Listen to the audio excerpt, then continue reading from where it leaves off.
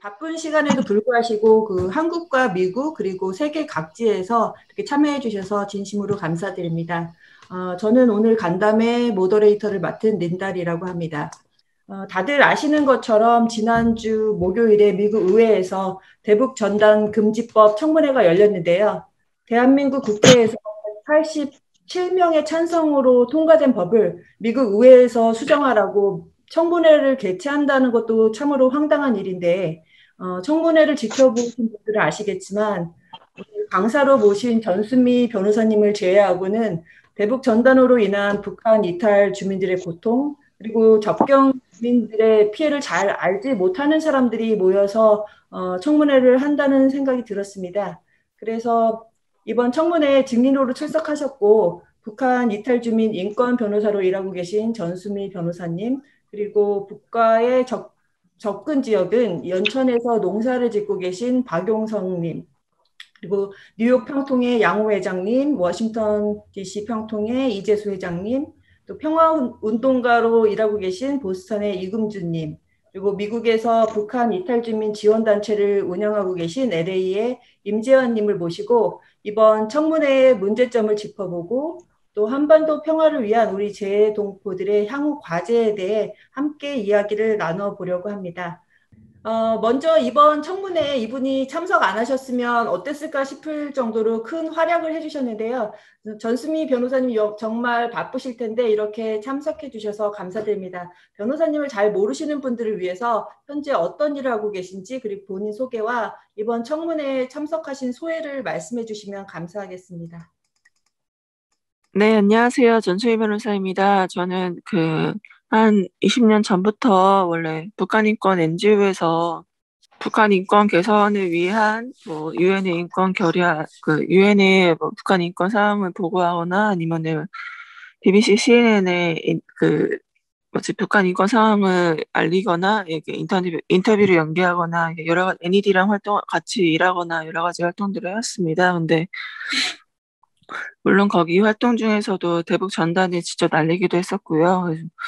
그러다가 이제 제가 그 안에서 탈북 여성분들이 성폭행을 당하시거나 아니면 어, 여러 가지 어려움을 호소하셔도 이제 아무래도 저는 남한 사람이고 여성이다 보니까 탈북민 나머지 남성분들이 별로 많은 관심을 가지고 있지 않으시고 너무 도움이 필요하신 분들이 많으셔서 그렇게 해가지고 제가 그냥 법 공부를 해서 이분들 도와드려야겠다고 해가지고 변호사가 돼서 지금 탈북 여성분들 주로 많이 도와드리고 있고요. 그다음에 탈북 청년분들은 주로 국가보안법 요즘 사범이 많이 되고 있습니다. 북한에 있는 가족들을 만나러 가다가 이제 많이 국가보안법으로 기소가 되고 있어서 주로 청년분들은 국가보안법을 많이 도와드리고 사건을 많이 도와드리고 여성분들은 성폭력 사건을 도와드리는 인권 변호사로 활동을 하고 있고 하나원이나 법무부나 이제 관련 기관에서 탈북민 인권, 이제 북한 인권 관련한 자문들 하고 있습니다. 예, 그리고 이번에 그 청문회에 어떻게 참여하게 되셨는지, 그리고 청문회에 참가하신 그 소회가 어떠신지 좀 말씀 부탁드립니다. 청문회는 사실 4월 15일이었는데 그 전날이 바로 이틀 전인 4월 13일에 매거라운시에서 좀 인터뷰를 하고 싶다고 이메일이 왔습니다. 그래서 1시간 동안 좀 같이 이야기를 제가 어떻게 살아왔는지 어떤 활동들을 했는지 그다음에 그런 것들을 좀 듣고 싶어 하시더라고요. 그래서 제가 했던 활동들 그걸 대북전단 난리 활동이나 아니면은 탈북민들을 어떻게 지원하고 있는지 그리고 여기 안에서 여러 가지 제 과거의 이제 활동이나 생각들을 많이 여쭤보시고는 시간이 얼마 안 남았지만 만약에 가능하다면 그 증인으로 좀 참석을 해주실 수 있냐고 해서 제가 알겠다고 해서 이제 참여를 하게 되었습니다. 예. 그러니까 4월 15일에 청문회인데 이틀 전인 4월 13일에 그게 이제 이루어지고 확정이 되게 되었습니다. 오늘 여기 참가하신 대부분의 분들이 이제 미국에서 참가하신 분들은 미국 시민권자시거든요. 네. 그리고 여기 또 유권자이기도 하고요. 또 저희가 네. 납세자이기도 한데 네. 저희가 내는 세금으로 또 저희가 뽑은 의원들이 우리 조국인 한반도에 평화를 위하는 것이 아니라 오히려 이제 전쟁과 긴장 갈등을 부추기는 이런 그 대북 풍선 날리기 같은 그런 사업에 지원을 하고 있다는 거에 대해서 굉장히 화가 나고 분노가 나거든요. 네네. 그런데 저희가 알기로는 그 NED, National Endowment for Democracy를 통해서 거기에 이제 수전 숄티 같은 분들도 인발브가 돼 있는 걸로 알고 있고, 그래서 연간 무려 한 300만 불 네, 정도가 맞습니다. 예, 네. 다양한 대북 단체에 나가고 있는 걸로 아는데, 그렇다면 그 회계 장부의 그 투명성, 트랜스페런시가 어떻게 되는지, 그리고 이쪽에 NED와 그 수전 숄티와 그쪽에 이제 박상학 씨나 그 국회의원 한 분 있으시죠? 지성호 지성호 의원님이. 씨에 그분들이 어떤 커넥션과 어떤 관계에 있는지 그거를 좀 설명해 주시면 감사하겠습니다. 제가 활동했을 때도 그런 거 보면은 좀, 그리고 제가 지금 뭐지, 그 글로벌스 공익 제보센터를 운영하고 있어요. 왜냐하면 대부분 탈북민 커뮤니티 자체가 폐쇄적이고, 그다음에 그 안에서 탈북 여성분들 임금을 못 받으신다거나 아니면은 성적인 추행부터 시작해서 성적인 착취 범죄를 당하시는 분들, 그러니까 이 많으시고 여러 가지 이제 익명으로 공익 제보, 왜냐하면 그거를 자신의 이름으로 하면은 여러 가지 문제가 이제 보복을 당할까 봐 두려워서 이제 익명으로 공익 제보를 해주시는 분들이 많으세요. 그래서 그거에 대해서 문제를 제가 이제 계속 제기를 해 왔는데, 이제 최근 사안들은 그렇고, 이제 주로 NED나 주로 아니면 예전에는 사실은요, 20년 전만 해도 NED에서 직접 펀드를 주고 이제 분기별 3개월별로 그거를 이제 보고서를 인권 관련 보고서 쓰게 받았어요. 영수증 처리도 아예 그 하지 않았고요. 그러니까 그거를 그냥 다들 모르지만 뭐 돈이 들어오면, 그러니까 회식을 하고 어디가 이제 좀 좋은 데를 가고 그다음에 돈이 들어오면은 뭔가 활동을 하니까 그냥 애니들로부터 돈이 들어왔구나, 다들 이제 암묵적으로 생각하는 분위기였고, 네, 받은 제보들이나 여러 가지 이제 활동들 근거해서 말씀드리면, 수잔슈티 여사라고 부르시거든요, 여기 필드분들은. 수잔슈티 같은 경우는 미국 의회로부터 돈을 받아서 이제 여기 탈북민 커뮤니티, 그러니까 20년 전만 해도 사실 뭐 정말 소수의 분들이, 소수의 단체가 좀 돈을 받아왔어요. 그래서 돈에 대한 많은, 그게 회계 투명성이 더 없었죠. 왜냐하면 단체 장이 자기 돈처럼 좀 생각해서 돈을 쓰는 경향이 되게 많았고, 물론 지금도 그래요. 지금도 한국에 있는 많은 그 회국민 단체들은 그 돈을, 그러니까 단체로 들어오는 돈인데 그걸 개인 돈으로 생각하셔서 그거로 차를 산다거나, 난 집에 대한 뭐 렌트비를 낸다거나, 집안의 경조사비를 낸다거나, 이런 식으로 좀 자기 돈으로 생각하시고 활용하는 게 있어서, 그래서 통일부에서 원래 그 탈북민 단체 NGO들은 그동안 감사를 따로 안 해왔다가 10년 동안 안 해왔었거든요. 안 해왔다가 근데 이번에 감사를 하니까 이건 탈북민 단체, 탈북민 인권 탄압이다라고 이제 그거를 또 제가 알기로는 미국에 얘기를 한 걸로 알고 있어요. 제가 너무 청문회에 참여하면서 너무 놀랐던 게, 그 참가하시는 분들이 저를 되게 불쌍하게 보시는 거예요.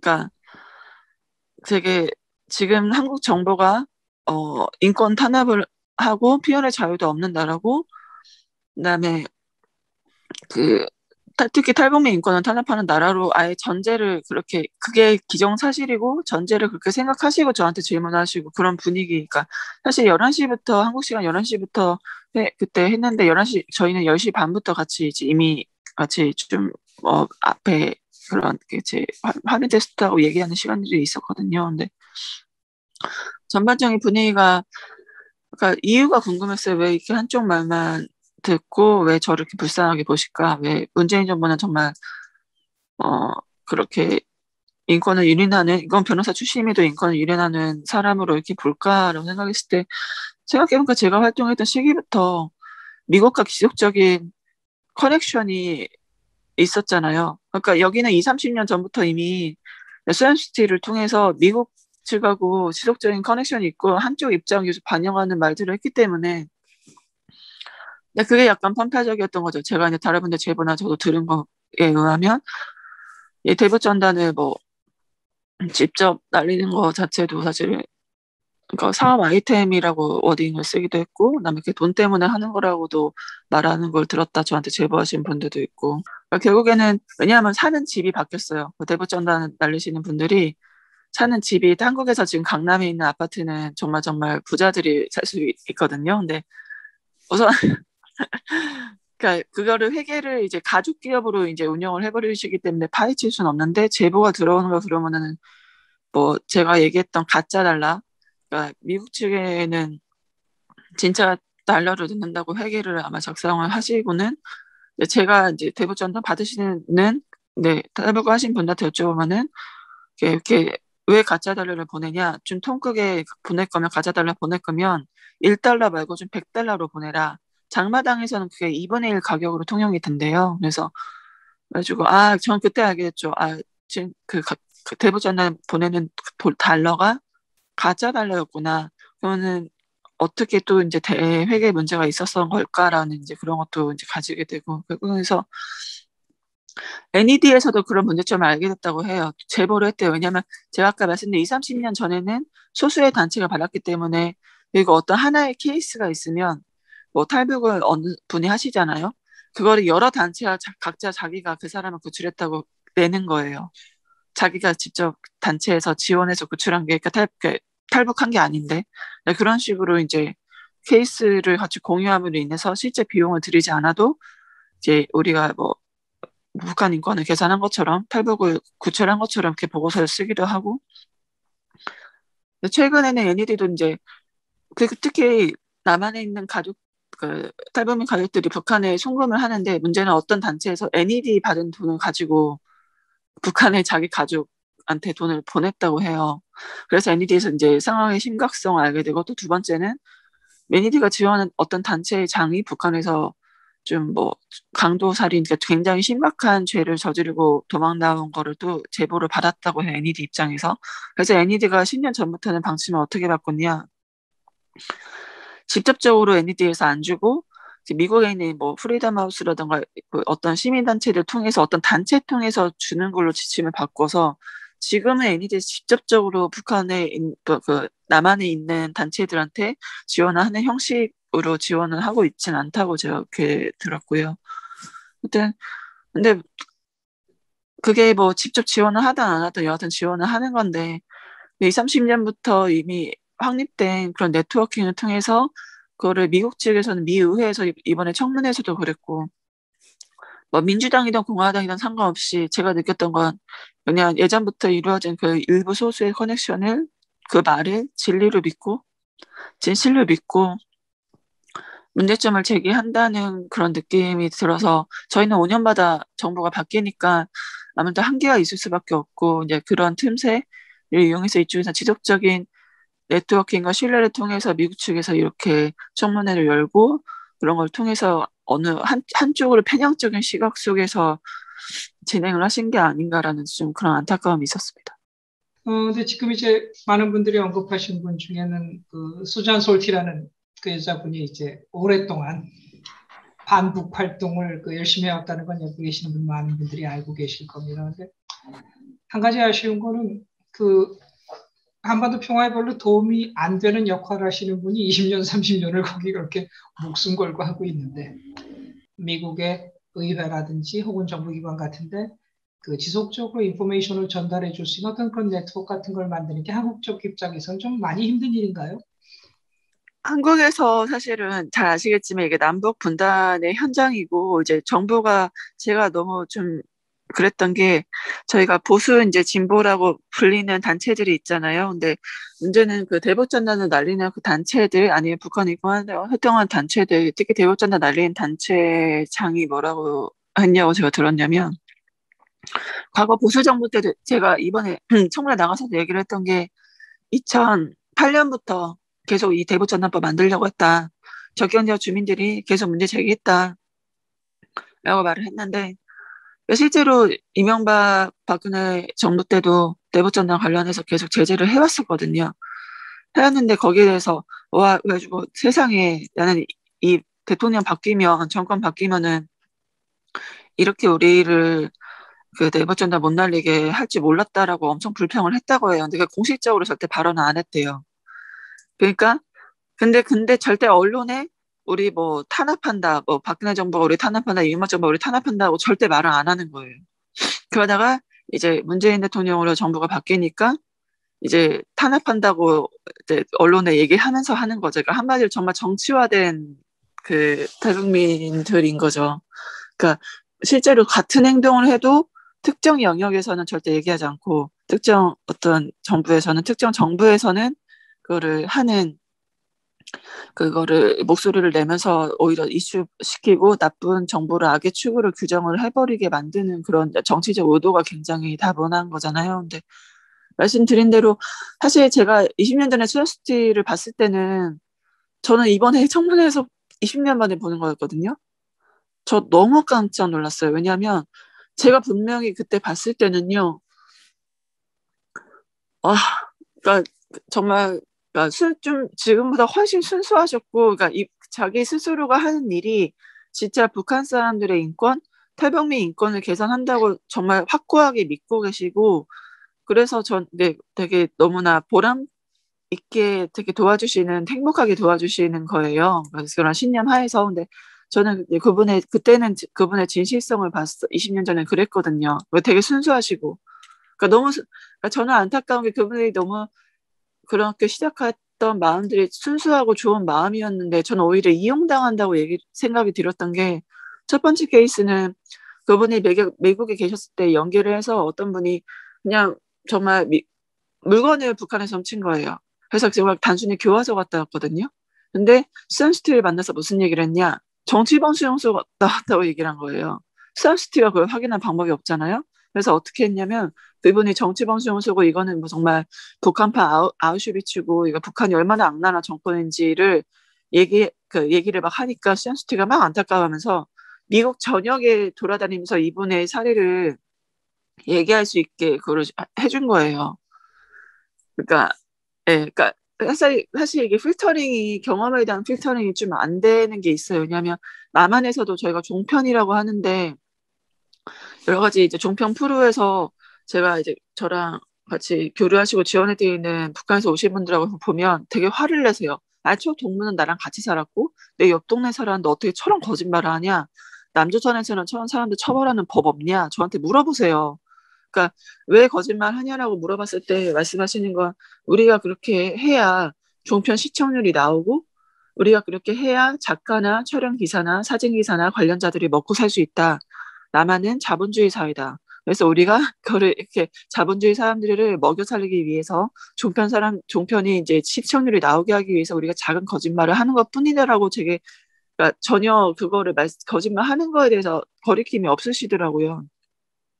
그러니까 물론 지시를 말하시는 분도 있으신데 그리고 남한에서 또 어떤 문제가 있냐면 어떤 특정 탈북민 단체장들 몇십 년 전에 오신 분들이 남한에서 이미 권력자가 됐어요. 이제 남한 정부에서도 남한에 온 지 얼마 안 된 사람들에게 어떤 탈북민들 추천권이나 장학금 뭐 지원이나 이런 것들을 맡길 수가 없죠. 남한에 온 지 오래된 사람한테 맡겨야 되잖아요. 근데 그 사람들한테 뭐 장학금 추천권 어디 정부에서 운영하는 어떤 것들 뭐 추천하는 것들 기회를 줘요. 그러니까 이 사람들이 어떤 추천권을 가지니까 돈을 이렇게 권력을 가지는 거 또 하나. 미국에서 돈을 받다 보니 또 그것도 돈이 권력이 돼요. 그러니까 이 사람들이 추천하는 사람이 미국 의회에서 연설하거나 이 사람이 추천하는 사람이 돈을 받거나 이런 식으로 가버리니까 온 지 얼마 안 된 탈북 여성들이 이분들한테 고인다고 하죠. 그러니까 잘 보여야 되는 거예요. 그러니까 잘 보여야 되니까 이렇게 하면은 너 누구 봤지? 미국 의회에서 연설해. 내가 너 그렇게 만들어줄 수 있어. 내 대본이랑 뭐 영어도 다 내가 교정해줄게. 그러니까 한마디로 만들어진 영웅들이 지금 몇 명 있거든요, 사실. 그러니까 그런 케이스를 보여주면서 내가 너도 그렇게 만들어줄게. 라고 얘기를 하니까 탈북 여성들도 그렇게 되고 싶은 거예요. 그러니까 이 사람이 원하는 대로 나와서 성상담이나 성착취를 당하고 또 하나의 남한의 북한으로서 그런 이제 여성분들이 권력을 가진 탈북 남성들에 의해서 이용당하는 케이스들이 되게 좀 그런 것들도 있고 그래서 이제 증언 같은 것도 이제 모두 다 진실이 아닌 것들이 있는데 미국에서 그걸 절대적인 진실로 믿고 수산시티도 좀 그런 것들 필터링 없이 하다 보니 저는 이제 심지어 어떤 것까지 제보를 받았냐면 수산시티 불쌍하다. 이제 왜요, 선생님? 그러니까 아니 수산시티는 도대체 본인에 대해서 얘기하는 걸 알고는 있는지 모르겠다. 이제 왜요? 그러니까 수잔 소티가 이제 자기가 지원하는 탈북민 분들과 같이 이제 밥도 먹고 얘기를 할 거 아니에요. 거기서 한국말 못 알아듣는다는 걸 이용을 해서 야, 너 수잔소티랑 좀 자볼래? 이런 얘기도 했다는 거예요. 그러니까 성희롱이잖아요. 그러니까 자기가 지원하는 탈북민들한테 성희롱까지 당하면서 저는 이렇게 지원을 하는 게, 아, 이분이 너무나, 그러니까 처음에 시작할 땐 좋은 마음이셨고, 정말 이용을 많이 당해왔던 게 아닌가라는 그런 저 같은 여자로서 되게 너무 안타까운 마음도 들었어요. 근데 그거를 한쪽 사람들만 오랫동안 만나다 보니까 아예 그게 사실이라고 그냥 지금 20, 30년이 지난 이 순간에는 제가 만났던 청문회 수잔소티는 그걸 절대적인 이제는 진실로만 생각하시 다른 쪽 탈북민들을 안 만났기 때문에 안 만난 거에 대한 폐해가 그런 게 나타나지 않았나라고 저는 생각을 했죠. 네.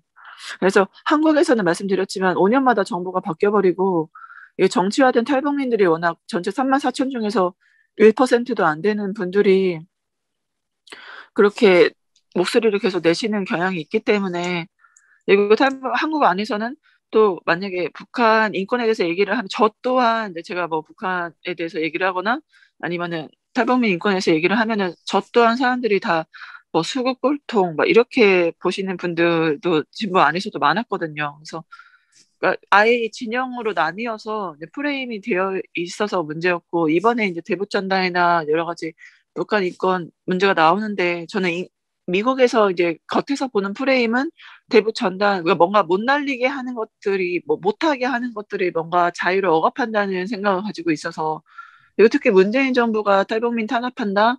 문재인 정부가 지금 북한 인권재단도 출범하지 않는다. 그러니까 여러 가지 겉으로 보기에는 좀 오해할 수 있는 여지들이 충분히 있기 때문에 그러니까 청문회 참여하면서 느꼈던 건 전혀 정부 입장을 모르고 있다. 그 평화운동, 여성운동 그렇게 하시는 분들의 입장이 전혀 미국에는 반영이 되어 있지 않고 트러스트도 없다. 그런 거에 대한 이제 신뢰가 없다고 저는 느꼈어요. 신뢰가 없으니까 전혀 저희 쪽 말씀을 안 듣거나 아니면 그 저희 쪽 말씀이 전달이 안 됐거나 그래서 좀 그런 것들을 적극적으로 미국에 계신 정말 그 평화운동 하시는 여기 계시는 분들이 이제 뭐그 소수 의원이 아니라 좀 다양한 의원분들한테 그런 입장을 계속 지속적으로 유권자이시고 시민권자이시고 그러시니 아무래도 표가 연관되어 있는 사람들의 이야기는 안 들을 수가 없어요. 그래서 그런 것들을 해주시면 너무 좋다고 생각했고 한국 정부에서도 좀 사실 제가 왜 한국 정부가 이렇게 한계가 많을까라고 고민을 했어요. 그러니까 이번 사태를 겪으면서 청문회 겪으면서 좀 많이 느꼈거든요, 정말. 그러니까 일본 같은 경우는 그 일본 내각을 운영하는 인원이 우리나라 청와대가 같이 2,000명 정도 된다고 해요. 근데 한국은 500명이거든요.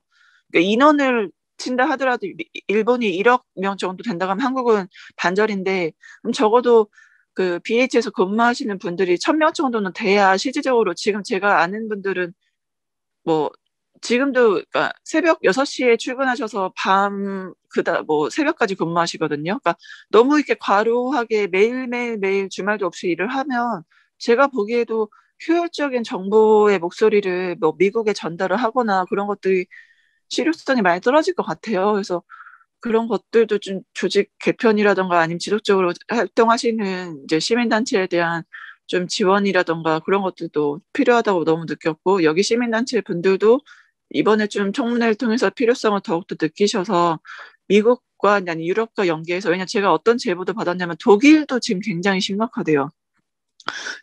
미국에 저는 미국만 이렇게 한쪽의 목소리를 듣고 이게 그 주로 한국에서 통일 얘기할 때 이제 한반도 문제 얘기할 때 독일 문제 많이 얘기하잖아요. 근데 지금 독일도 굉장히 많이 심각해서 이게 미국이 보는 거 이상으로 그 여기 마치 한국의 독재 국가인 것처럼 독일 외교부가 이제 비난을 한대요. 그리고 뭐들 요즘 최근 이게 있었던 최근에 이제 한 3년 동안 한반도 평화에 되게 반하는 입장을 아예 한다거나 그러니까 그런 것들 예전에는 사실 지속적 대화 협력 이런 것들이 얘기는 요즘은 완전히 이렇게 인권 유린을 계속 문제 삼으면서 계속 제재만 이야기하고 있다는 거예요. 그러니까 북한을 악마화하고 이제 제재만 해야 된다. 한국 정부의 인권 유린 많다 이런 식으로. 그러니까 결국에 이런 결과물들은 지금 저희가 알고 있는 그런 소수의 탈북민 단체들이나 소수의 보수 단체들이 미국뿐만 아니라 유럽에 얼마나 많은 지속적으로 활동을 해왔는지를 반증하는 저는 결과라고 그 봐서 더욱더 이번 일을 계기로 이제 저희 위치를 확인을 하고 이제 특히 그 표를 가지고 계신 유권자 미국에 계신 분들은 이제 그런 것들을 적극적으로 다양한 의원실에 좀 어필을 하실 필요가 있다고 느꼈고 이제 그런 것 한국의 이제 시민 단체들은 좀 한국 안에서 평화협정, 종전선언을 하신 평화 캠페인도 좋지만 사실은 저는 그런 유럽이나 미국에 좀 영어로 이제 적극적으로 이제 현지 단체들과 연계를 해서 국내에도 물론 좋지만 이제 구 외적인 그런 목소리들이 같이 낼 수 있게 그런 움직임들을 좀 적극적으로 해보시면 어떠실까라고 생각을 했습니다. 채팅창에 있는 질문들 제가 대신해서 전해드리겠는데요. 변호사님과 같이 일하는 분들이 많이 생겼으면 좋겠습니다. 이번 기회에 그리 될 가능성이 어떻게 보이시는지요? 혹시 뭐 지금 같이 일하시는 분들이 몇 분 정도 계신가요? 탈북민 전담으로 일을 하는 거는 이제 사실 제가 오랫동안 이분들을 이렇게 섬겨왔기 때문에 언어를 못 알아들으시고 해서 그 변호사님도 바쁘셔서 사실 전담으로 하는 건 아직은 저밖에 없어요. 탈북민에 대해서는. 예, 근데 이번 뭐 청문회나 뭐 북한 인권 문제라던가 여러 가지 이제 계기로 해서 같이 하고 싶다. 그리고 특히 여성 단체 분들이 뭐 크로스 뭐 DMZ라던가 뭐 여러 여성 단체 분들이 같이 하고 싶다라고 이제 특히 관련해서 이제 연락을 주시는 분들이 많으시고 같이 하기로 하신 분들이 많으셔서 이번 일을 계기로 이제는 뭔가 같이 여성 그리고 평화를 담론으로 한 그런 이야기를 하고 같이 목소리를 낼 수 있지 않을까라고 생각을 하고 있습니다. 탈북인들이 세 종류가 있다고 들었는데요. 한 부류는 돈 벌기 위해 남쪽에 오신 분들, 그리고 두 번째 부류는 중국에서 사기를 당하고 오신 분, 세 번째 부류는 북에서 범법 행위를 하고 처벌받지 않게 도피해서 온 사람이라고 들었는데 이에 대해서는 어떻게 생각하시나요? 요즘은 사실은 탈북민분들이 너무나 종류가 다양해지셨습니다. 말씀하신 대로 그러니까 그 돈을 벌기 위해서 중국으로 갔다가 중국에서는 이제 신분이 없다 보니 공안에 잡혀가거나 돈 벌기 힘들어지니까 남한에서는 이제 정착 지원금도 주고 집도 주고 돈을 벌기가 쉽다 해서 남한으로 맨 처음부터 남한으로 오려고 해서 온 게 아니라 돈을 벌기 위해서 이제 생존하기 위해서 오신 분들도 있으시고 이제 아니면은 중국으로 북한이 의료 수준이 많이 안 좋습니다. 평양 같은 경우는 지금 많이 괜찮은데 지방 산골 같은 경우는 지금도 어떤 상황이냐면 제가 잘 아시는 대동강 맥주 있잖아요. 링겔 병이 없어서 대동강 맥주 입구 부분을 깨가지고 그걸 링겔 병으로 수액 맞는 병으로 사용한다거나 그러니까 그런 식으로 의료 수준이 너무 안 좋기 때문에 그래서 중국으로 치료하러 나갔다가 갑자기 국경 수비대가 바뀌어서 이제 그 사인을 서로 주고 이제 강을 건너야 되는데 그러니까 그런 이유로 이제 중국에 잠시 나간 건데 돈을 벌기 위해서 나갔다 아파서 나갔건 치료받아 나갔는데 어떠한 이유에서든 사인이 안 맞아서 다시 못 돌아오는 바람에 이제 오신 분들도 있으시고 말씀하신 대로 이제 범법 행위를 하고 처벌받지 않기 위해서 도피해서 온 사람도 있고 이제 남한에 대한 정보가 워낙 지금 많이 들어갑니다. 그래서 북중 접경 지역 통해서도 뭐 남포항을 통해서도 이렇게 특히 접경 지역 통해서 남한의 영화 드라마 정말 많이 들어가서 웬만한 사람 다 보고 그래서 심지어 어떤 일이 있냐면 장마당에서 이제 그 안전원들이 계속 감시하러 이제 나오는데 그래서 이제 남조선어를 써서 물건을 파는 거예요. 그러니까 너 왜 남조선어를 써?라고 이제 뭐라고 하는데 문제는 그 말을 하는 안전원도 남조선어를 써서 하지 말라고 하는 거죠. 그러니까 이미 그 남조선 언어가 그러니까 남한의 드라마나 영화를 워낙 많이 지금 보셨고 계속 노출이 되어 있기 때문에 장마당에서 그거를 감시하는 사람도 장마당에서 물건을 파는 사람도 남조선어로 쓰는 거예요. 그리고 유행이 이제 평양에서 어떻게 유행이 돌았냐 한국에서는 뭐 재벌 기업들, 재벌 가문들이 영어나 프랑스어로 대화한다는 얘기가 있잖아요. 북한에서는 그 평양 안에서 그 물론 당 회의나 그런 거 말고 이제 내부에서 그냥 가족끼리 얘기했던 세련된 언어를 구사할 때 남조선 언어를 구사를 하는 그런 문화가 있다고 해요.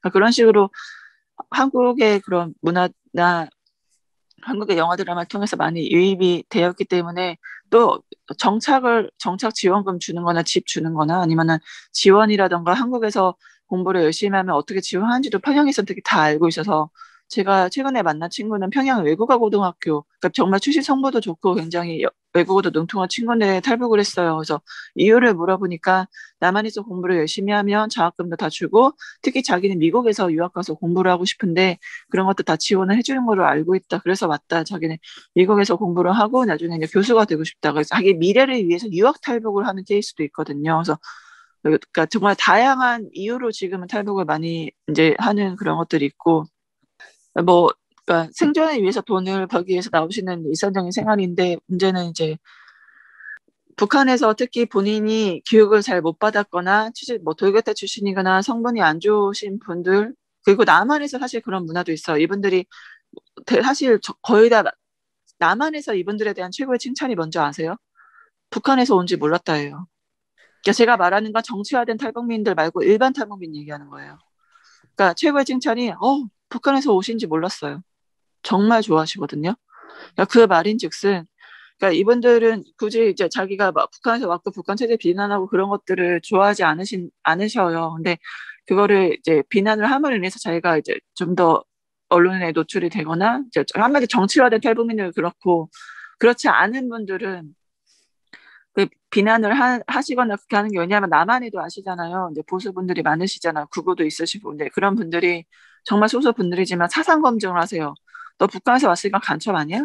북한에서 왔으니까 뭐 우리 감시하고 뭐 스파이 아니야? 라고 하시면서 너 진짜 북한에서 그 뭐 간첩 아니면 빨갱이 아니면 내 앞에서 니네 지도자 욕해봐.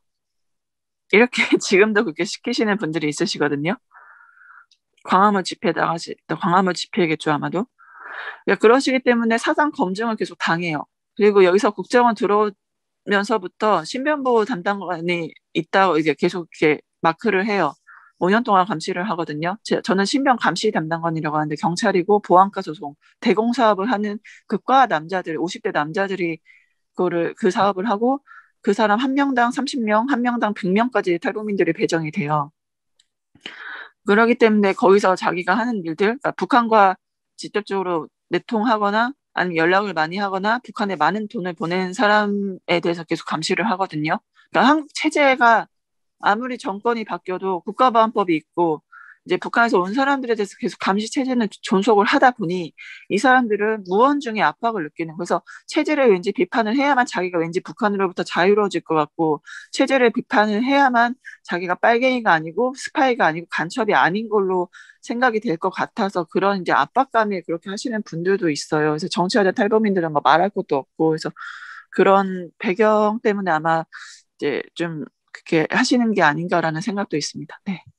마지막으로 그 박동규 변호사님께서 질문하신 거 하나만 질문하고 마치도록 하겠습니다. 변호사님 하시는 말씀 한마디 한마디 현장에서 경험하신 목소리가 큰 울림으로 가슴에 다가옵니다. 앞으로 한반도 평화를 위해 함께 연대할 수 있기를 저희도 기원합니다. 저희가 전 변호사님 활동하시는 단체를 후원한 방법을 알려주시면 감사하겠습니다.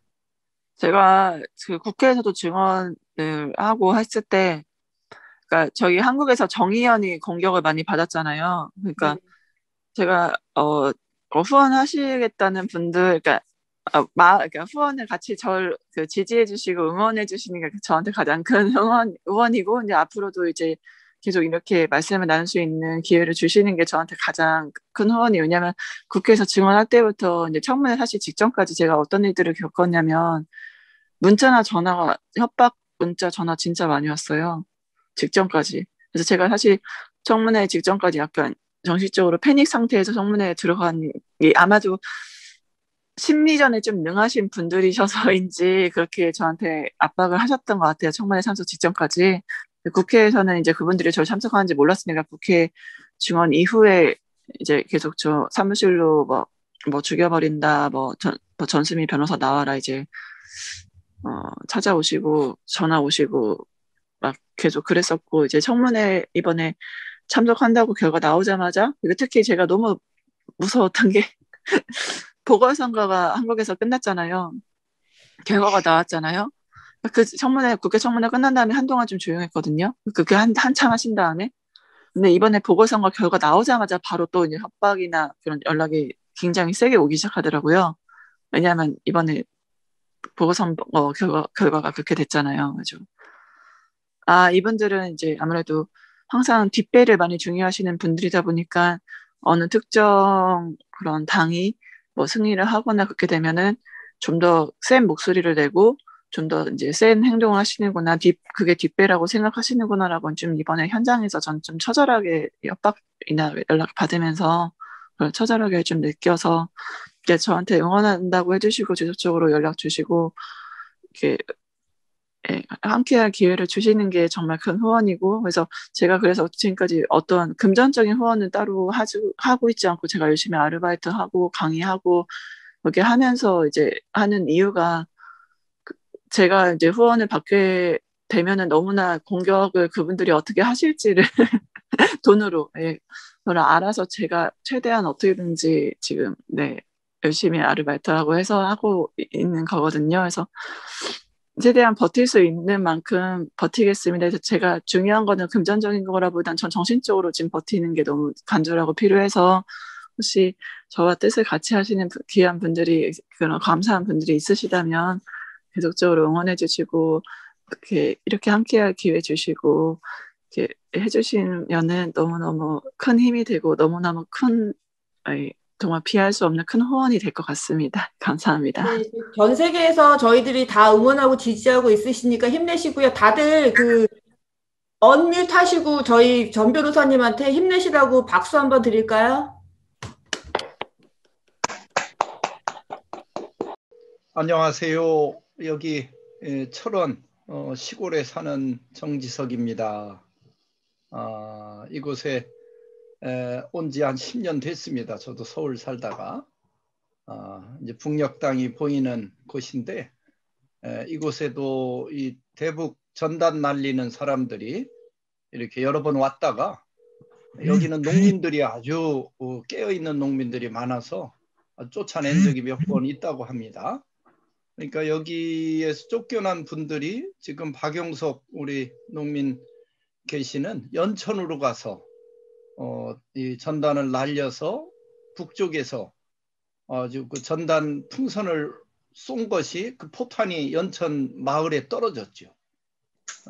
아마 이제 그런 일들이 있어서 아주 전쟁이 일어날 뻔한 큰 이 일을 겪은 분이 우리 박용석 선생님이 이렇게 오셨는데, 저도 철원에서 이 일에 대해서 아주 각성하고 이렇게 대처를 하고 있습니다. 그러면 박용석 농부님께 질문 드리겠습니다. 바쁜 농번기에 어렵게 시간을 내주셔서 진심으로 감사드리고요. 지난 2014년 10월에 대북 전단을 살포하는 단체들이 연천에서 전단지를 띄워서 북한에서 고사포를 쏜 일이 있었는데요. 그 지역에 거주하시는 주민으로서 대북 전단지 살포에 대해서 어떻게 생각하시는지, 또 그로 인한 주민들의 두려움과 피해는 어느 정도인지 말씀해 주시면 감사하겠습니다. 지역 주민으로서 대북 전단 살포는 늘 저희 지역 주민은 관심사였고, 어쨌든 지역에서 이제 막아내야 된다라고 하는 그런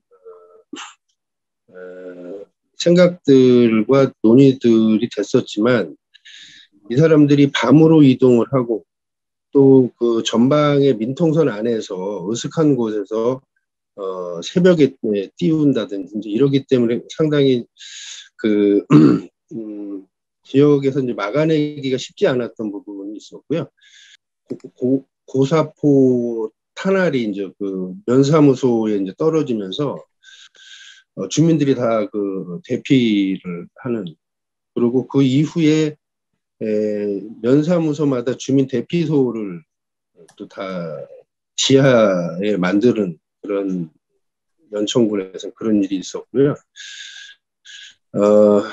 어쨌든 그 대북 전단 내용도 북한의 이제 인권에 대한 고민이기보다는 그 정권에 대한 비판들, 또 비난들이 핵심이기 때문에 저희가 이제 그 전단이 잘못 북으로 가지 않고 이제 이쪽 남쪽에 떨어지는 전단들을 이렇게 보면 우리도 좀 황당할 정도의 그런 허구적 그런 내용들, 예, 또뭐 과장된 내용들, 또 노골적인 그 비난들, 뭐 이런 것들이 예, 과연 그 한반도 평화에 전혀 도움되지 않고 또 북한 쪽의 인권에 어쨌든 그런 것도 전혀 도움이 되지 않는다. 근데 이걸 계속 하게 하는 거는 일단 접경지 주민으로서 생명에 대한 그런 위협들을 늘 안고 가는 거기 때문에 저희는 이 그 대북 전단을 금지하는 이 조치에 대해서는 지역 주민으로서 적극적으로 환영을 하고 합니다. 근데 이 문제가 그 미국에서 논의된다라고 하는 것 자체가 너무 심각한 내정 간섭이고, 주권 국가의 국민으로서 또 나는 참 참담한 그런 마음도 좀 있습니다. 예. 동일이 제가 사는 곳이 이제 미산면 동일인데 그곳에 이제 대북 전단을 뿌리려고 한다라고 하는 이제 그 연락을 받고 저희 농민들이 몇이 달려가서 그 쫓아낸 적이 있는데 이제 그 사람들이 이제 지역에서 이렇게 이제 막 반대하고 이제 이렇게 하면 다른 지역으로 가죠. 이제 조금 좀 그렇게 덜 심한 곳을 찾아서 또 가고 더 어색한 곳으로 가기 때문에 이게 원천적으로 법에서 못하게 해야지 지역 주민들이 그걸 못 날리게 막는 거는 결국은 한계성이 있고 물리적 충돌 가능성들이 있기 때문에 그래서 이번에 법으로 금지한 것에 대해서는 굉장히 환영을 합니다. 민통선 안으로 사람들이 들어가는 것이 그렇게 쉬운가요? 이렇게 질문 주셨습니다. 쉽지 않죠. 그 초소가 있고 출입증이 있어야 되고 그래서 저희도 이제 의아한 부분이 제가 이제 저희 동네에서 그 대북 전단지를 살포하는 그 차량을 보니까 그 5톤 화물차에 그 가스통을 몇 개를 이렇게 싣고 그 비닐에 이제 전단지를 넣은 것을 현장에서 가스를 주입을 해서 날리더라고요. 그래서 그 차량을 봐도 이게 이제 대북 전단용이다. 또 그 민통선 안에 들어가려면 사전에 허가를 받은 출입증이 있거나 그렇지 않으면 출입증이 있는 사람과 같이 대동해서 들어가야 되거든요. 그래서 쉽지는 않은데 그 사람들은 어쨌든 어떤 경로로 들어가는지는 확인이 필요할 것 같긴 해요. 그래서 뭔가 지역에 그런 이제 같이 함께 협력하는 뭐 이런 조직이 있거나 뭐 이런 게 아닐까 이런 생각은 해봤습니다. 그들은 어떻게 특히 밤에 으슥한 데를 들어갈 수 있나요? 그리고 가스통까지 지참한다면 내부에 공범자가 있거나 군인이 방관하는 거 아닌가요? 뭐 이거에 대해서 대답을 해주실 수 있나요? 네, 저희가 동일이에서 대북 전단을 살포를 저희가 이제 막을 때 그때 경찰이 같이 왔더라고요. 그래서 그 경찰하고 한참 물리적 몸싸움도 했는데 그 노원구 경찰이에요. 그래서 경찰이 왜 이런 행위를 하는 걸 이렇게 같이 하냐라고 이제 물었고 신변 보호를 한다고 그러더라고요. 그래서 그때는 이제 정권이 이명박 정권 시절이었던 것 같은데 그래서 이게 무슨 좀 정부도 비호하는 부분이 있지 않는가 뭐 이런 생각을 가졌었고요. 그게 얘기를 들어보면 저희 연천군 경찰서에 연락이 온다고 사전에 그런 얘기도 들었고 현장에 또 정보과 형사 연천군 정보과 형사도 있었던 걸 우리가 확인을 했어요. 그래서 이 전방 지역 민통선 안은 일몰 시간은 전에 나와야 되거든요, 일몰적으로. 근데 그 안에서 새벽에 뿌린다는 거는 사실은 이런 기후나 적극적인 어떤 그런 게 없으면 불가능한 상황이라고 판단은 됩니다. 어렵게 한국에서 자리해 주셨는데요. 마지막으로 저희들이나 뭐 재외동포들이나 한국에 계신 분들한테 하시고 말씀이 있으신가요? 네, 그러니까 이제 저희 이 대북 전단과 관련해서 또 그 이제 접경 지역에 사는 주민으로서 그 근본적인 그런 그 대책으로서의 금지법을 지역 주민은 환영을 하는데 그 일부 이제 그쪽에 관계되는 사람이나 또 그 자금을 지원하는 미국의 그런 단체들이 지나친 내정 간섭을 하는 이 상황에 대한 강한 좀 문제 제기들이 정부 차원에서도 좀 이루어졌으면 좋겠지만 우리 시민사회 또 우리 해외 동포들도 함께 이 부분에 대해서 강한 좀 문제 제기가 좀 필요하다고 이렇게 생각이 됩니다. 예, 알겠습니다. 말씀 감사합니다.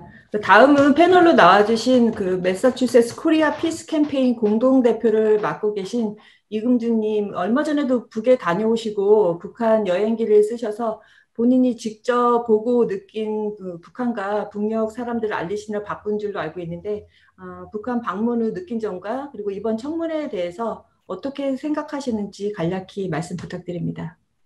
예, 이런 아주 중요한 자리에 저를 불러주셔서 정말 감사드리고요. 저는 2019년 여름에 평양, 개성, 판문점 일대를 8일간 방문을 해서 뭐 식당, 카페, 시장, 학교, 유원지, 병원, 고아원 등 다양한 공공시설과 생활공간 그리고 거리에서 북녘 동포들의 삶을 마주하고 또 북녘 동포들과 이야기를 나눴어요. 저의 방북은 놀라움과 감동 그리고 희망을 발견한 여행이었습니다. 첫 번째 놀라웠다는 의미는 제가 그리고 우리가 알고 있었던 북한과는 많이 달랐습니다. 왜 북한하면 뭐 굶주리거나 혹은 뭐 노예나 좀비와 같은 생활을 하는 그런 곳을 연상하잖아요. 근데 제가 본 북녘 동포들은 우리와 별로 다르지 않은 일상을 살고 있었습니다. 퇴근 후에는 직장 동료들과 맥주를 마시고 또 마트에서 장도 보고요. 또 주말에는 가족들과 놀이공원에서 즐거운 할때를 보내고 또 청춘 남녀들은 거리에서 데이트도 즐기고요. 우리와 같은 사람이 우리와 같은 동포들이 사는 곳이었습니다. 그래서 우리가 너무 북에 대해서 몰랐다는 생각이 들었고요. 그리고 또 저도 40년 가깝게 한국에 살았기 때문에 반공, 반북 교육의 영향을 받은 사람 중에 한 사람이고 또 그 미국에서도 정부와 언론이 그 북에 대한 악마화와 그 적대시 정책으로 인해서 많은 사람들이 그 북에 대한 편견과 오해에 사로잡혀 있는 것이 현실인데요. 그래서 북한 바로 알기는 바로 한반도 평화의 시작이라는 생각에서 이제 글도 쓰고 이제 강연도 하고 그러고 있습니다. 저는 방북을 통해 우리 북녘 동포들이 정말 간절히 평화와 통일을 원한다는 것 그리고 제가 만난 북녘 동포들은 70년간 계속되고 있는 그 미국과의 전쟁 상황에 대한 공포가 아주 크다고 말했습니다.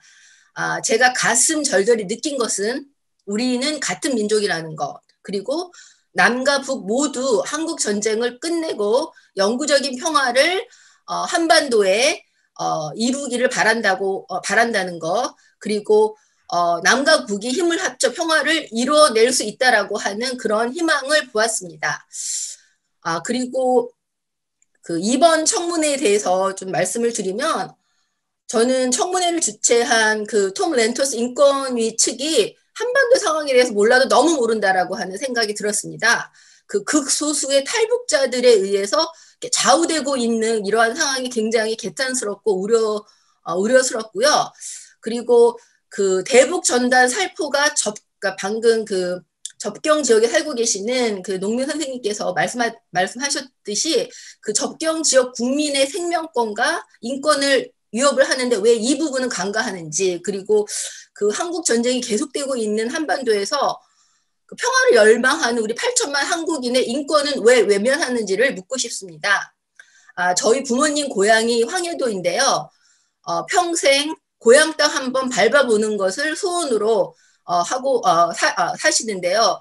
그 대북 전단 살포는 평화와 화해로 나아가려는 남북 관계를 악화시키기 때문에 특히 그 수백만의 이산 가족과 실향민들에게는 가족을 다시 만나고 고향 땅을 밟아볼 희망을 앗아가 버리는 것입니다. 저는 인권위가 8천만 한국인이 평화를 원한다는 것, 그리고 대한민국 국민 대다수가 대북 전단 금지법을 지지한다는 것을 알아야 한다고 생각합니다. 그 최근에 한 여론조사에 의하면 대한민국 국민의 61.5%가 이 법안을 지지합니다. 그래서 저는 인권위는 그 이산가족과 실향민의 인권, 그리고 접경 지역 주민의 인권, 그리고 한반도에 사는 8천만 한국인의 인권을 먼저 생각하길 바랍니다. 그리고 또 인권위가 그들의 주장대로 북의 인권이 우려가 되고 그래서 북의 인권을 계속 개선하고 싶다면 더 효과적인 방법이 있습니다. 대북 여행 금지 해제, 그리고 금강산 여행 재개, 개성공단 재개, 그리고 스포츠나 문화교류 등 다양한 민간 교류를 통해서 보다 효과적으로 인권 상황을 개선할 수 있죠. 그런데 그 미국의 제재와 반대로 이 모든 것이 불가한 상황인데요. 이에 대한 해제를 적극 요구하는 것이 톰 렌토스 인권위가 해야 할 일이라고 생각합니다. 그 지금 매사추세츠 코리아 피스 캠페인 그 공동대표로 일하고 계신 걸로 알고 있는데 그 어떤 일을 하는 단체인지, 그리고 재미동포로서 한반도 평화를 위해 우리가 할 일은 무엇이 있는지에 대해서 말씀해 주시면 감사하겠습니다. 네, 그 미국에 살고 계시는 분들은 잘 아시겠지만 그 미 정치인들과 대중들은 한국 평화에 대해서 그리 관심이 많지 않고요. 또 잘 알지도 못합니다. 그 한반도 평화를 이루기 위해서는 미국의 지지가 필요한데도 말이죠. 이제 아시다시피 특히 그 53년 정전협정 그 당사자 중에 하나인 미국의 동의가 없이는 한국 전쟁을 공식적으로 끝내고 정전협정을 평화협정으로 바꿀 수가 없습니다. 그래서 우리 재미 한국인들이 미국을 움직여야 한다고 생각했습니다. 그래서 그 보스턴 지역의 한인과 미국인 평화운동가와 함께 매사추세츠 코리아 피스 캠페인을 만들어 활동을 하고 있습니다. 우리는 미 의원 사무실과 긴밀하게 커뮤니케이션 하면서 미팅도 하고 뭐 전화도 하고요. 그리고 이메일을 주고받고 이런 다양한 방법으로 미 의원을 설득해서 그 평화협정 체결 지지를 호소하고 있고요. 또 미 의회를 움직이는 힘은 결국은 여론인데, 그러니까 평화협정 지지 여론을 만들기 위해서 뭐 집회라든지 평화 걷기, 강연 등을 통해서 미국 시민들을 대상으로 홍보 활동을 했습니다. 우리 유권자, 그 미국 유권자인 우리 재미 한인들 역할이 아주 큰데요. 이제 곧 그 미 하원에 종전과 평화협정 체결을 위한 결의안이 다시 제출될 예정이에요. 그 미 하원 의원이 435명인데 이 중 과반수 이상의 찬성을 얻으면 이제 이 법안이 발의가 되고요. 그러면 미 행정부도 이에 따라야 합니다. 지난 회기에는 52명의 공동 발의자를 획득했고요. 이번 회기에는 100명의 코스판서를 얻어서 하원에 정식으로 표결되기를 간절히 바라고 있습니다. 이를 위해서는 우리 한인들의 노력이 필요한데요. 그러니까 적극적으로 의원들을 설득하고 움직여야 합니다. 그래서 지역구 의원들에게 이메일을 보낸다거나 전화를 한다거나 엽서를 보내서 평화협정 체결 결의안의 지지를 호소할 것을 부탁드리고요. 또 그 한인과 미국인 대상의 그 시민청원도 생각하고 있는데 이제 서명도 하시고 또 적극적으로 주변에 서명을 받을 것을 부탁을 드립니다. 그리고 그 미 행정부에게 북한 여행 금지 해제를 촉구하는 활동도 부탁드리고요. 먼저 한인 커뮤니티 내에서 이 내용을 공유를 하고 여론을 알리는 것이 중요하다고 생각합니다. 여러분의 많은 참여를 부탁드립니다.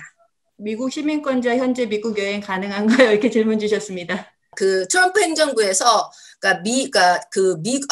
북한 여행 금지 행정 명령을 내렸는데요. 그게 올 8월까지 유효해요. 그런데 그 바이든 행정부가 이제 연장을 하지 않으면 8월 이후에는 미 시민권자가 북한을 방문할 수 있지만 만약에 바이든 행정부가 연장을 한다면 할 수가 없겠죠. 그래서 이제 우리 한인들이 먼저 바이든 행정부에게 그 연장하지 말 것을 요구를 하는 그런 어떤 청원이라든가 활동을 해야 한다고 생각해요. 네, 저는 시민권자가 아니라 영주권자이기 때문에 방북이 가능했습니다. 진짜 이번에 그 청문회에 나온 증인들 보니까 이분들이 왜 증인으로 나왔어야 되는지 모르겠는 분들이 많이 나오셨는데 정말 이분들이 그 실상을 제대로 알고 싶다고 하면 그 실상을 잘 아시는 분들을 증인으로 이렇게 초청을 했어야 되는데 별로 알고 싶지 않아 하시는 것 같네요. 그리고 그 한국에 계신 박용성님께 또 질문하신 분이 뉴욕의 김영구님께서 대북 전단을 보내는 풍선은 바람이 북향일 때만 가능한 것으로 알고 있는데 그렇다면 대충 전단 살포 시기를 짐작할 수 있지 않을까요? 그때 맞춰 예방을 강화하는 방법은 효과적이지 않을까 이렇게 질문 주셨습니다. 이에 대해서 답변 좀 부탁드립니다. 그런 것 같아요. 이제 바람과 일기들을 맞춰서 이제 오는 것 같고, 그게 이제 이제 안 맞는 경우는 북쪽으로 가지 않고 이제 남쪽에 떨어지는 경우도 이제 가끔은 있고, 어쨌든 그 바람이나 일기가 대북 전단을 뿌리기가 좋다라고 한들 그 지역 주민들이 그쪽에만 이렇게 집중해서 뭐 감시하거나 지킬 수 있는 상황은 쉽지는 않습니다. 그래서 한참 그 대북 전단 남북 관계에 첨예화되고 또 그 이슈화됐을 때는 사실 저희가 그 몇몇이 그 순찰 형태로 이렇게 돌아본 적도 있긴 합니다. 한데 사실은 이제 생업들이 다 있고 특히 저는 뭐 이제 농사를 짓는 입장에서 보면 이게 쉽지는 않죠. 예. 그래서 법으로 규제하는 게 맞다고 생각을 합니다. 예, 답변 감사하고요. 다음 패널 분한테 제가 질문 드리겠습니다. 저희가 민주평화통일자문회의 준말이죠. 평통은 대통령 자문 헌법기구로서 통일 정책을 추진하고 남북 관계 개선 방향을 건의하는 목적과 의무가 있는데요. 특히 지금 같은 시기에 미국 내 평통에서 이 역할을 잘 해야 하지 않나 하는 생각이 듭니다. 그래서 뉴욕 평통의 양호 회장님께서 이번 청문회를 어찌 보셨는지 전반적인 평가와 함께 한반도 평화를 위한 재해동포들과 평통이 앞으로 할 일들에 대해서 들어보는 시간을 갖도록 하겠습니다. 안녕하십니까. 양호라고 합니다. 저희가 우리 조원태 목사님, 그다음에 우리 박동규 변호사님 또 여러분들이 함께 작년 8월에도 유엔에 대북 전단 문제가 그 인권 탄압하고는 관계없다라는 저희가 성명서를 발표하고 그런 서신들을 유엔 사무총장을 비롯한 여러 군데에 전달을 했었습니다. 그리고 1월 4일 그 워싱턴을 방문을 해서 국회의사당 앞에서 역시 또 이번 랜터스 청문회가 이르지 않았으면 좋겠다는 우리의 의견을 전했었습니다. 근데 저희들의 바람과는 달리 청문회는 열렸고, 근데 저희 아마 그 우리 조원태 목사님이 혹은 박동규 변호사님이 그 다음에 이제 다른 미디어를 통해서 말씀하신 것처럼 전화위복이 된 측면도 있다라고 말씀을 드리고 싶습니다. 그런데 한 가지는 첫 번째 그 랜터스 위원회라는 것 자체가 어떤 법적 구속력을 가지고 있는 위원회가 아니라 한국식으로 얘기하면 그 국회의원들이 임의로 만든 그 모임입니다. 보면. 그렇기 때문에 그런 세미나 형태의 수준이었었습니다. 그리고 이미 처음에 이것이 결정되었을 때서부터 수잔 솔티라든가 고든 창이라든가 해서 정치적인 그 색깔이 너무 뚜렷한 증인들만을 주로 부르겠다. 라고 얘기했었을 때부터 그 랜터스 청문회에서 어떤 이야기가 나올지에 대해서 저희가 충분히 짐작이 가능했었습니다. 그런데 한 가지 문제는 많은 분들이 바로 이 뉴스 역시도 그 한국 언론을 통해서 접한다는데 그 한계가 있는 것 같습니다. 그러니까 세미나 수준의 의원들 사이의 모임, 그 다음에 일부 그들에 의해서 선택되어진 편향적인 증언자들의 증언을 한국의 메이저 언론들이 미국 의회에 요청, 미국 정계는 이렇게 요구한다로 확대 해석을 하고 확대 왜곡 해석을 했고, 그것이 그럼으로써 이슈가 되게 만들므로써 더 많은 사람들이 걱정을 하게 만든 게 아닌가 하는 생각을 합니다. 제가 봤었을 때 그렇게까지 심각한, 그리고 어떤 영향력이 있는 그러한 의회의 결정이나 권고사항은 아니었던 것 같습니다. 이분 아까도 언급이 됐지만 지난 회기에 제출됐던 한반도 종전선언 51명의 의원이 연방 하원 의원이 서명을 했는데도 본회의에 제대로 발의되지 못했었습니다. 보면. 그렇다면 랜터스 청문회, 우리가 청문회 혹은 공청회라고 얘기할 수 있는데 세미나죠, 일종의. 여기서 내어진 얘기에 대해서 지나치게 확대해서 걱정하는 것은 조금 문제가 있지 않을까 하는 생각은 합니다. 물론 이것을 계기로 해서 한국의 그 일부 언론들이 현재 한반도에서 진행되고 있는 평화 프로세스, 그 한반도의 평화 정착을 위한 거에 반대하고 있다는 그들의 속내가 노골적으로 드러났다는 것은 우리가 또 예상하지 않았었던 수학이 아닐까 하는 생각도 합니다. 그리고 또 이에 대해서 바로 오늘 이와 같은 모임 혹은 다른 어떤 방식을 통해서라도 우리가 그것이 왜곡돼서 잘못 전해졌다는 것을 많은 분들, 특히 미주에 있는 우리 동포들, 또 한국에 계신 분들에게도 전달할 수 있는 새로운 통로를 찾아야만 되지 않을까 하는 게 저희 앞에 주어진 과제 중에 하나가 아닐까 생각합니다. 두 번째로 봤었을 때 이 랜터스 위원회가 열릴지도 모른다는 거에 대해서 이제 저희가 우려를 하고 많은 분들이 그때 1월 4일 워싱턴에 모여서 국회의사당 앞에서 기자회견을 하고 발표를 했었습니다. 작년에도 이와 같은 일이 있었고, 그런데 한 가지 아쉬운 점은 항상 일이 터지고 나서 대중적인 요법으로 수세적인 방법에서부터 시작을 한다는 문제입니다. 사실 우리가 지금 북미 관계를 이렇게 봤었을 때 대북 제재는 미국에 의한 독자적인 제재와 미국이 주도가 되어 있는 유엔의 제재 두 가지로 나눠져 있습니다.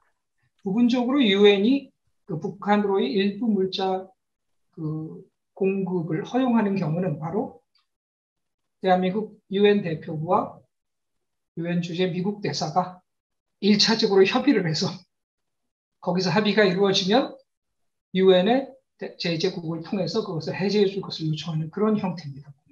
그런데 과연 미국 정부나 혹은 미국 의회가 인권에 관심이 있다 그러면 지금 인도적인 차원에서의 지원 역시 금지되고 있습니다. 과거에 재미동포 의료진들 또 한국으로부터의 의료진들이 상당히 자유롭게 북한에 접근을 하고, 그래서 특히 영유아라든가 사회적 약자 계층들을 위한 건강 이런 것들에 대해서 많은 지원을 해왔는데 대북 제재가 본격화됨으로써 그것조차가 이제 불가능해졌었습니다. 그거는 북한에 있는 새로 자라나는 세대 혹은 많은 북한 주민들의 인권 이전의 생존권에 관련된 문제입니다. 바로 우리가 이제 랜터스 위원회를 만약에 다시 한번 요구한다면 미주 한인 사회에 있는 많은 시민단체들이나 아니면 유권자들이 랜터스 청문회에 요청할 수도 있지 않겠습니까? 자, 대북 제재가 지금 현재 북한에 살고 있는 2천 몇백만 주민의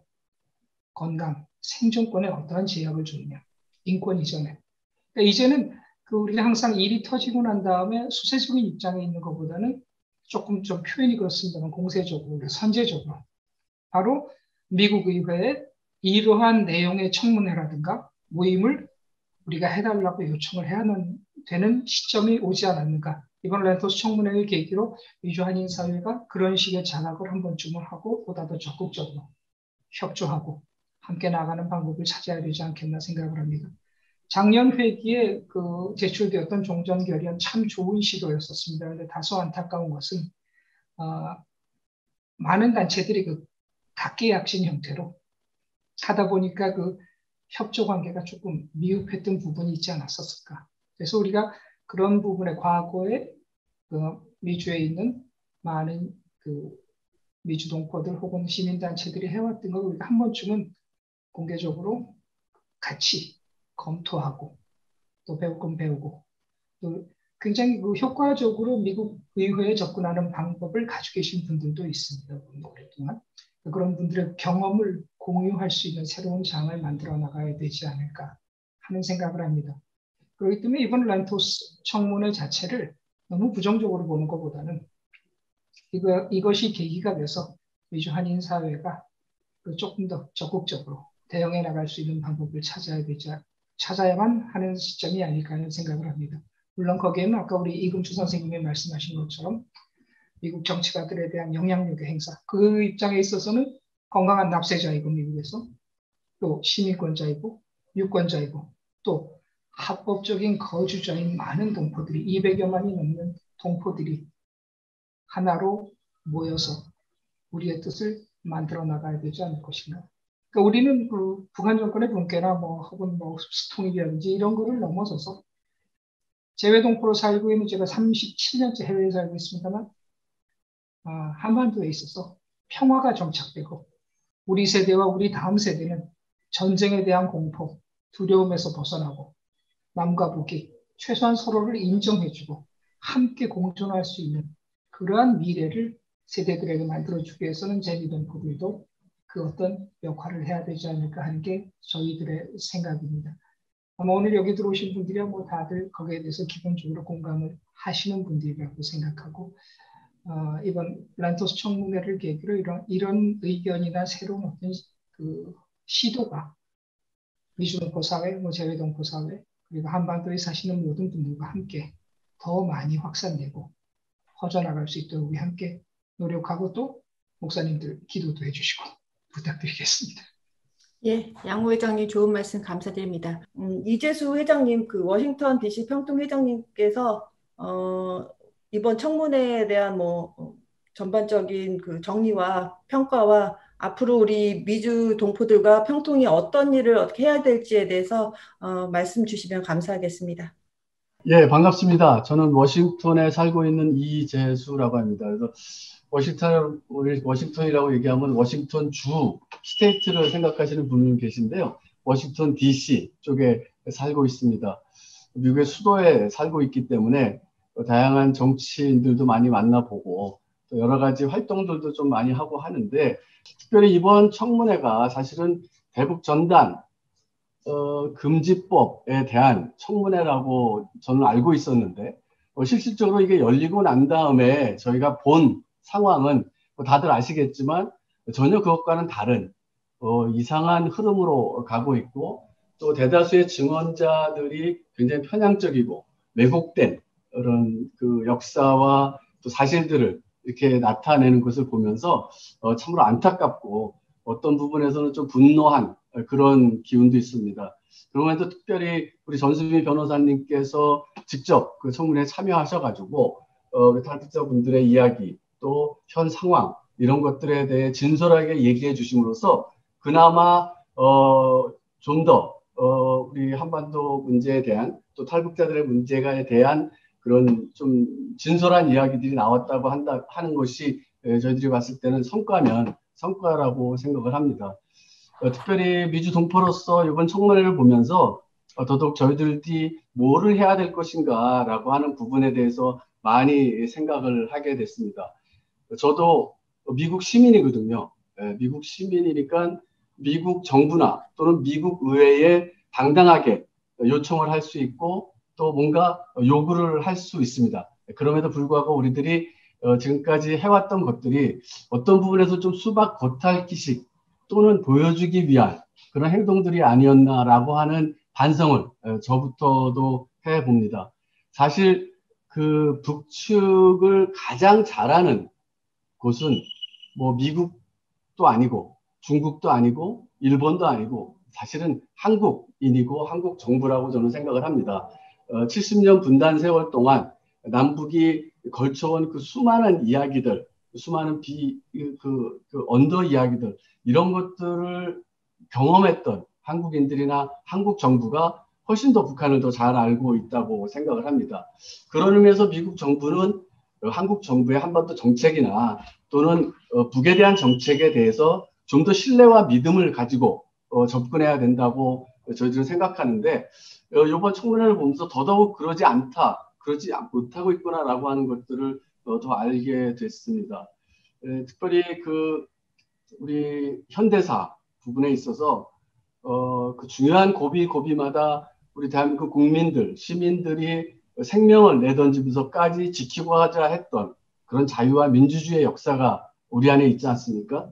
근데 그 역사가 그 청문회에서 왜곡되고 폄하되는 이런 현상을 보면서 이 미국에 있는 분들이 물론 일부이긴 하지만 이 사람들이 이런 정도의 생각을 가지고 있는가라고 하는 것에 놀랍기까지 합니다. 전 세계가 칭찬하고 또 배우고 싶었던 5.18 광주 민중항쟁이라든가 또는 60항쟁이라든가 또 가까이는 우리 촛불혁명 이런 것들은 우리 민족의 자유와 평화와 민주주의를 지키기 위한 우리 민족의 큰 그런 역사의 산이었는데 이런 것까지도 이렇게 비하하면서 한국 정부를 우습게 생각하는 이들에게 우리가 어떻게 해야 될 것인가라고 하는 생각을 했습니다.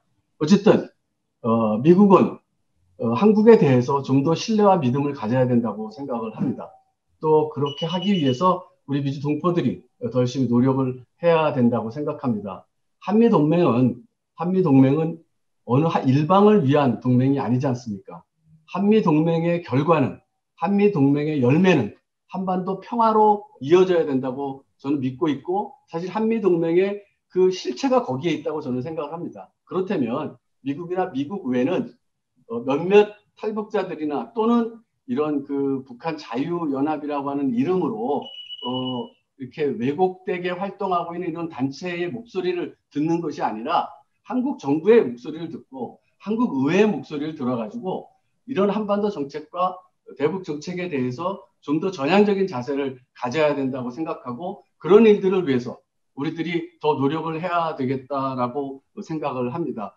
저희들이 일반적으로 풀뿌리 평화 공공 외교라고 하는 것을 얘기를 하는데 결국은 우리가 해야 될 일은 다이나믹 대한민국, 우리 민족의 역사를 좀 더 미국 사회에 알리고 우리들이 얼마나 절절히 한반도의 평화와 통일을 원하는가를 좀 더 알리고 그래서 그들로 하여금 우리를 도울 수 있게 우리가 함께 할 수 있게 만드는 이런 그런 활동들 또 공공 외교의 역할이 필요하다는 생각을 하고요. 이번 청문회를 보면서 더더욱 우리 미주 동포들이 힘을 합치면 좋겠다라고 생각합니다. 우리 박용석 농민분 나와 계신데 그 전농에서 활동하셨다고 하잖아요.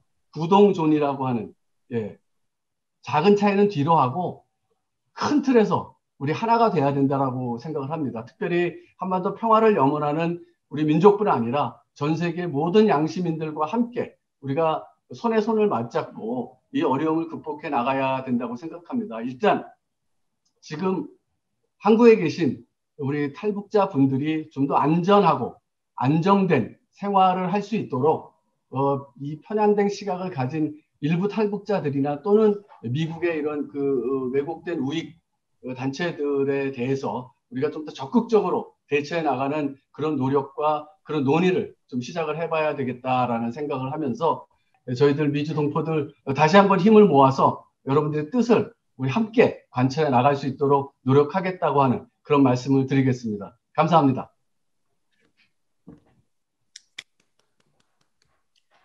네, 말씀 감사하고요. 저 마지막으로 이번 청문회를 막아보기 위해서 비록 막지는 못했지만 연방 의원들에게 편지도 보내고 또 공동 성명서도 발표하시고 무단한 노력을 하신 뉴욕의 조원태 목사님과 박동규 변호사님 잠시 인사 말씀 드리고 마치도록 하겠습니다. 예, 오늘 이렇게 미주의 전체뿐만 아니라 우리 조국 한국에서 또 유럽과 그 외 지역에서 이렇게 많이 참가해 주신 분들께 너무 감사드리고요. 우리 민족의 한반도 평화를 위한 염원이 정말 이렇게 뜨겁구나라고 하는 거 다시 한번 느끼게 해주셔서 모든 분들께 감사드립니다. 처음에 저희 생각할 때는 한 30분 정도 예상했었죠. 그런데 이렇게 거의 뭐 100명에 가까운 분들께서 등록해 주시고 참가해 주셔서 너무 감사드리고요.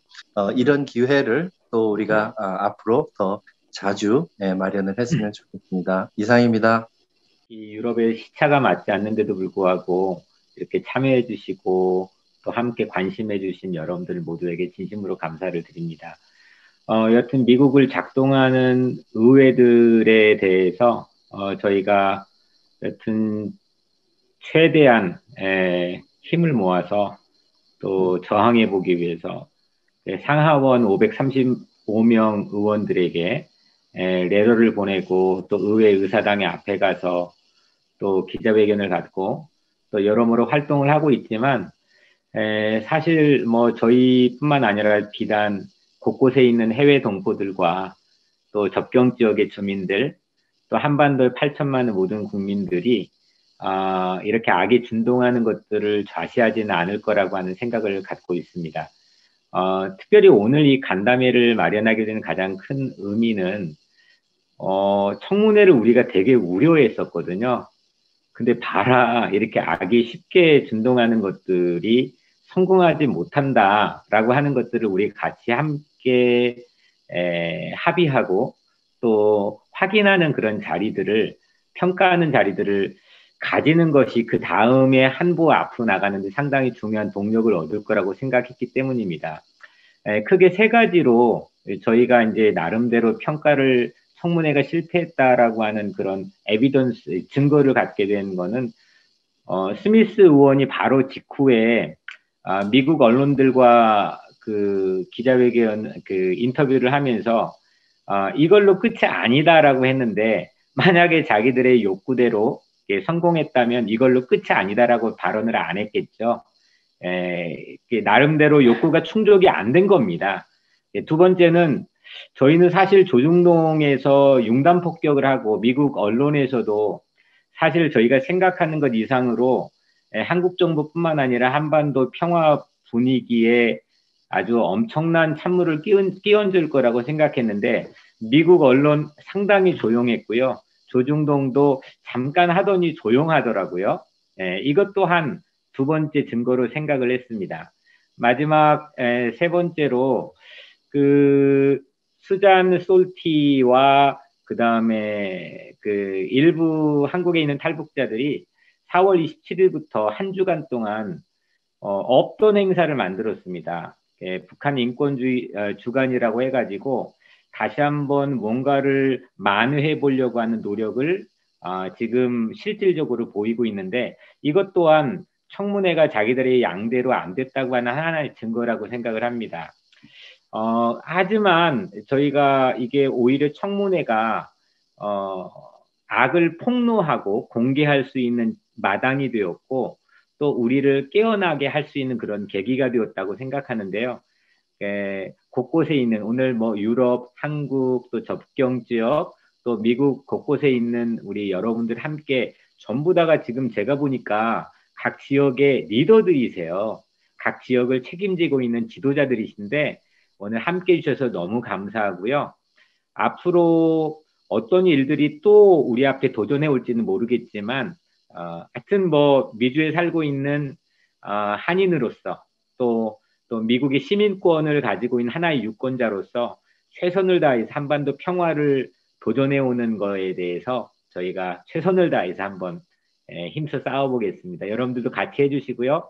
앞으로도 큰 관심 부탁을 드립니다. 고맙습니다. 오늘 그 사회를 봐주시고 또 이 행사를 또 이렇게 여러모로 이렇게 협력해 주신 우리 린다리 우리 선생님에게 박수 한번 크게 한번 부탁드립니다. 감사합니다. 고맙습니다.